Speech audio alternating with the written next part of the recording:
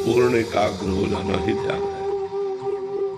जो भी हमारा लक्ष्य है, जैसे नाम है, रूप है, भगवान की दिव्य रूप में ध्यानस्थ हो गए।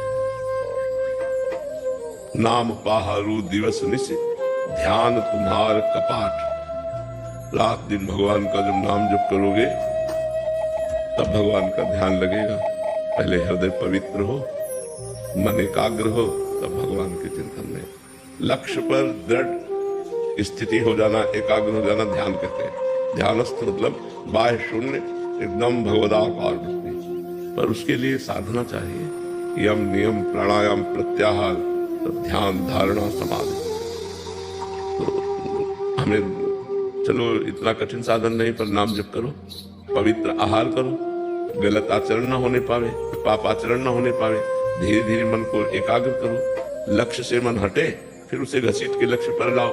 बार बार ऐसा करोगे तो अभ्यास के द्वारा हमारा चित्त, हमारा मन परमात्मा में लगने लगेगा। परमात्मा में लगना ही ध्यान है, प्रभु में लग जाना ही ध्यान है। एकाग्र, जैसे वैसे भी किसी कार्य के लिए कहते ध्यान पूर्वक कीजिए, तो ध्यान पूर्वक करने का मतलब एकाग्रता पूर्वक कीजिए। आप अपनी वृत्ति को बाहर मत जाने दीजिए, जो कार्य कर रहे हैं उसे ध्यान पूर्वक कीजिए। तो ध्यान का तात्पर्य होता है एकाग्रता, अपने लक्ष्य पर स्थित हो जाना। समझ पा रहे हैं? तो नाम जप कीजिए, पवित्र आहार कीजिए, शास्त्र स्वाध्याय कीजिए, सत्संग कीजिए, तो धीरे धीरे हृदय हमारा ध्यान की तरफ जाने लगे। महाराज जी, मैं राम जी का नाम जप करता हूँ। तो हाँ, बहुत बढ़िया। महाराज जी, कोई मंत्र भी है राम जी के लिए या तो राम नाम? राम राम जपो, राम राम। ये महान सामर्थ्यशाली है। नाम जपते रहो, विश्वास करो और नाम जप करते रहो, ठीक है।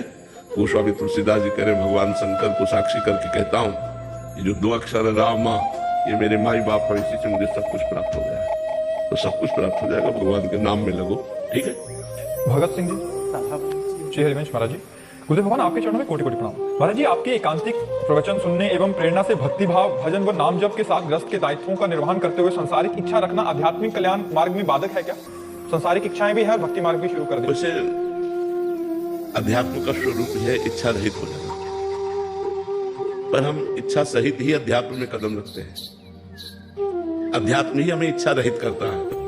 सब कोई जो चलता है तो इच्छा सहित ही चलता है, और अध्यात्म का जब रंग छाता है तो इच्छा रहित हो जाता है। तो हमारी जो लौकिक इच्छाएं हैं उनका भी आदर है अध्यात्म में। जैसे भगवान ने कहा, अर्थार्थी, जिज्ञासु और ज्ञानी 4 प्रकार के मेरे भक्त हैं।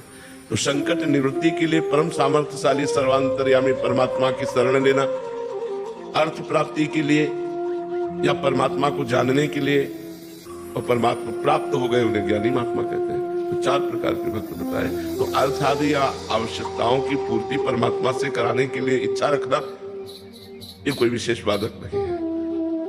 बाधक है पर विशेष बाधक नहीं है।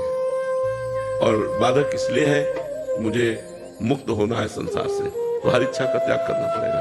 या भगवान की प्राप्ति करनी तो हर इच्छा का त्याग करना पड़ेगा। पर अभी भगवान की प्राप्ति की इच्छा जागी नहीं, तो इसलिए जो हमारी वर्तमान की समस्याएं हैं हम वो भगवान से निवेदन कर सकते हैं। वो सर्व सामर्थ्यशाली है, हमारी इच्छाओं की भी पूर्ति कर देंगे और हमें परमार्थ का मार्ग भी दे देंगे, हमें भगवत प्राप्ति का भी मार्ग दे देंगे। समझ पा रहे हैं आप? अमरजीत जी, प्रयागराज से। श्री हरिवंश महाराज जी, आपके चरणों में कोटि कोटि दंडवत प्रणाम। गुरुदेव भगवान, मेरा प्रश्न है कि क्या मैं इसी जन्म में अपने माता पिता की सेवा करते हुए भगवत प्राप्ति कर सकता हूँ? कर सकते हो, इसीलिए मानव देह मिला है।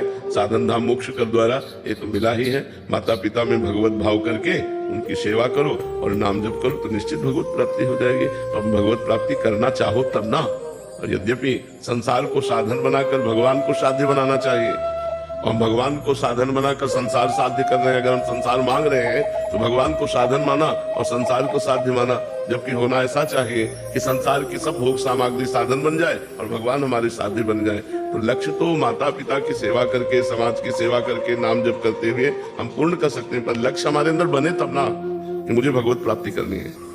प्रबल इच्छा हो जाए अंदर से कि मुझे भगवत प्राप्ति करनी। जैसे भूखा आदमी केवल भोजन चाहता है, प्यासा आदमी केवल पानी चाहता है, ऐसे मैं भगवान को चाहूं, ऐसे मैं प्रभु से प्यार करूं, ऐसे मैं प्रभु के लिए तड़पने लगूं। इसके लिए खूब नाम जप करो, माता पिता परिवार समाज जिसकी भी सेवा करो, सब में भगवान विराजमान है, ऐसी भावना करो। मयंक जी, राधे राधे महाराज जी। गुरुदेव भगवान, संसार से आसक्ति कैसे हटाएं? भगवान में आसक्ति होने पर संसार की आसक्ति स्वयं नष्ट हो जाती है। भगवान में आसक्ति करने के लिए भगवान का नाम जप, भगवान की लीला कथा सुनो, भगवान की सेवा करो, भगवान के भक्तों की सेवा करो, भक्तों का संग करो, तो इनकी कृपा से संसार की मलिन आसक्ति भगवान में निर्मल आसक्ति के रूप में परिवर्तित हो जाएगी। यही साधन लंबे समय तक करो, कोई पापाचरण न करो, कोई मनमानी गंदा आचरण न करो, तो नाम जप, साधु संग, भगवान की लीला कथा सुने और गाए, नाम कीर्तन करे, इसी से भगवान में आसक्ति हो जाती है। जो नवधा भक्ति है ये भगवान की आसक्ति के लिए ही तो है। तो भगवान का भजन करो तो भगवान में आसक्ति हो जाएगी। जगत का चिंतन करोगे तो जगत में आसक्ति हो जाएगी, जगदीश का चिंतन करोगे तो जगदीश में आसक्ति हो जाएगी। हमारा जहाँ चिंतन होता है वही हमारी आसक्ति हो जाती है। प्रारंभ कैसे करें महाराज जी? नाम जप से, राधा राधा राधा राधा। ठीक है, नाम जब करते तो एकाग्र नहीं हो पाता जी। नाम जब करते हैं तो मन एकाग्र नहीं हो पाता। धीरे धीरे आगे चलकर एकाग्र होगा। अभी पूर्वाभ्यासी मन बार बार भाग के जाएगा, लेकिन हम बार बार हटाकर नाम जप करते रहे तो नाम में लगने लगेगा। सांसारिक भोगों में ज्यादा लगता है। हाँ, सबका लगता है। तुम्हारा इन्हें किसी से भी पूछ लो तो सबका मन लगता है। तो जैसे पानी की ढलान ऐसे होती है, जिधर ढलान होगी उधर जाएगा, ऐसे ही मन मना कष्टान इंद्रियाणि प्रकृति स्थान कर सके। ये माया की तरफ ज्यादा जाता है मन, परमात्मा की तरफ जबरदस्ती लगाना होता है, माया की तरफ स्वाभाविक जाता है। जैसे ढलान की तरफ पानी स्वाभाविक जाएगा, ऊपर चढ़ाने के लिए यंत्र की आवश्यकता है, ऐसे मन को भगवान में लगाने के लिए मंत्र की आवश्यकता है। नाम और मंत्र के सहारे हम इसे परमात्मा में लगा देते हैं। समझ पाए?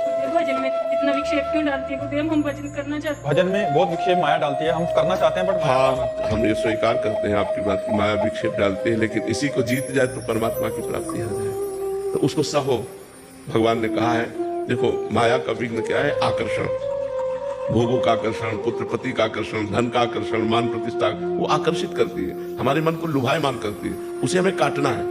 नहीं नहीं, मुझे भगवान चाहिए, मुझे प्रिया प्रीतम चाहिए, ये नहीं चाहिए, मुझे प्रिया प्रीतम। बार बार हम अपने मन की जो आसक्ति संसार की तरफ है उसको विवेक के द्वारा काटे तो धीरे धीरे धीरे धीरे भगवान की कृपा से हमारा मन अनासक्त होने लगता है। ऐसा नहीं कि 2-4 महीने में हो जाएगा, लंबे समय तक हमको अभ्यास करना होगा। और भगवान के भरोसे रहेंगे ना तो मामे में प्रपद्यन्ते माया में ताम तरते, जो मेरी शरण में हो जाता है उसे मैं माया से पार कर देता हूँ। तो मुझे विश्वास रखना चाहिए कि मेरे भगवान मेरा सहयोग करेंगे और ये माया के विक्षेपों का हरण करके मुझे स्वयं प्राप्त हो। महाराज जी कबड्डी की खेल की तरह हो जाता है कि मतलब एक बार परास्त कर दिया फिर ऐसा लगता है कि उत्साह रहित हो गए, फिर वही। लेकिन इसमें हारना नहीं चाहिए, इसमें हारना नहीं चाहिए। हार करके भी हमें जीतना है, हमें चलना है। उसमें कैसे संभाला जाए? हार कर भी फिर से कैसे संभाला जाए जब माया पटक दे, क्योंकि पटकन होती है। किसी को गिरते हुए देखा है?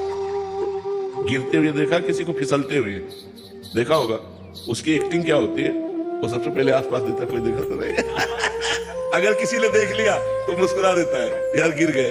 नहीं, बस ऐसे ही है, आसपास देखो किसी ने देखा तो नहीं, फिर अंदर से यार गिर गए। अब फिर हमें खड़ा होना है और चल देना है। वही गिरा नहीं पड़ा रहता, क्या गिर गए तो यही पड़े रहे, फिर झरिया दिया फिर चल दिया। तो ऐसे माया हमको गिराती, काम क्रोध लोभ मोह मद मत्सर, ये उसके फिसलन है।